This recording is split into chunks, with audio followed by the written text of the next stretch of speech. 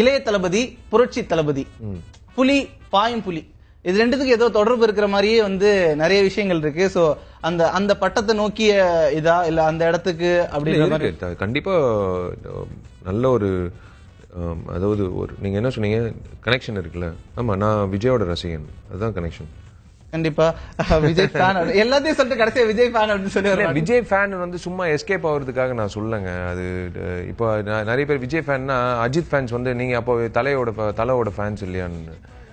இது வந்து காமெடியான ஒரு விஷயம். நான் இது வந்து லைக் மனசார நான் சொல்ற ஒரு விஷயம். எனக்கு விஜய் ரொம்ப பிடிக்கும்.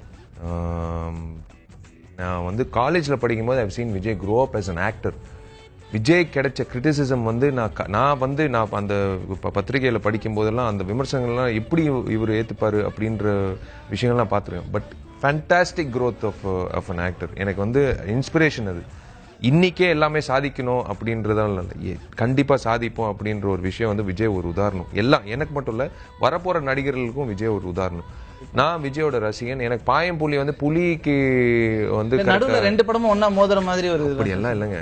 இனிமே வந்து விஜயோட இல்லைங்க, எல்லா படங்களும் எல்லாரோடையும் மோத வேண்டிய சூழ்நிலை வந்துருச்சு. வெள்ளிக்கிழமைன்றது it's open.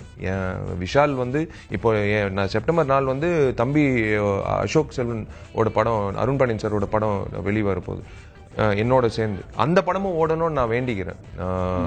I want that சவாலே சமாளி கூட ஓடணும்னு நான் வேண்டிக்கிறேன்.